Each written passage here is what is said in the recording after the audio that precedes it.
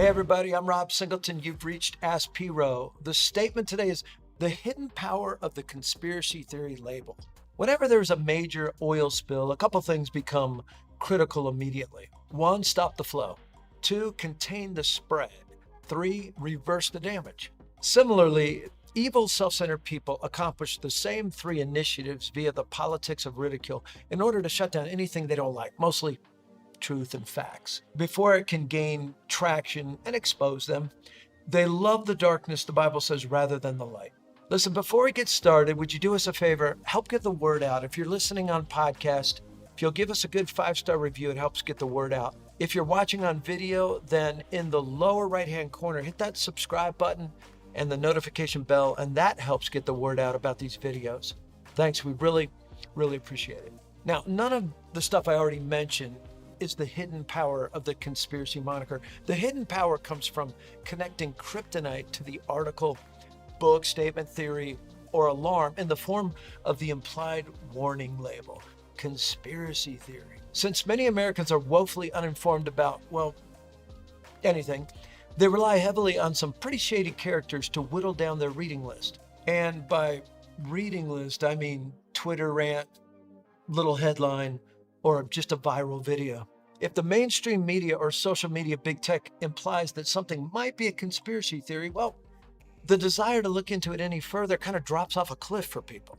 And they're very subtle in their labeling, often not coming right out and placing a, kind of a diagonal red stamp across the title reading conspiracy theory. Instead, they now freeze accounts, shadow ban, insert warnings on the bottom from a mysterious group called fact checkers, who wouldn't know a fact if it bit them in the butt. Now, add in several supposedly trusted media outlets who cast doubt on the piece, or throw in a couple trusted names who encourage people that there's nothing to see here, folks. Move along now, and you have a problem. However, some very vital events have taken place over recent years in which the only thing conspiratorial about the news was the conspiracy label rushed into place before anyone has had the chance to take a look at the actual news.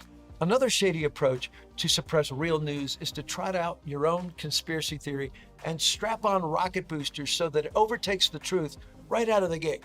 Next, they'll put that conspiracy theory of their own on steroids in order to keep it strong, read here in the news, for months or even years, like news pundits did with President Trump and the whole Russian collusion lie. The Russian collusion story was finally exposed as a conspiracy theory itself, but only after 3 years of pounding it into everyone's frontal lobes that it was absolutely gospel truth. But perhaps the most alluring thing about conspiracy theories is that they seem just plausible enough for people to latch on to. This is extremely important and not an amateur tactic. The Bible says in 2 Corinthians 11, 14, and 15 that, quote, Satan himself masquerades as an angel of light. It is not surprising then if his servants also masquerade as servants of righteousness.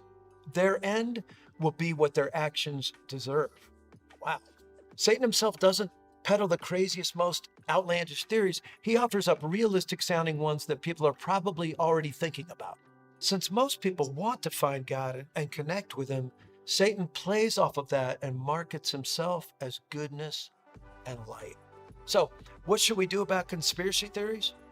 Well, put in some good old-fashioned work. You might have to Google a few minutes longer about the subject, although Google isn't the best place for truth on Christian topics as they are blatantly anti-Christian. You might just ask some trusted Christian friends or your pastor or just some wise people that you trust. And as far as the crazy ones like maybe aliens flew the planes into the World Trade buildings, don't even give them the time of day. They really are conspiracy theories. Well, you've been watching Ask P. Rowe. Until next time, peace.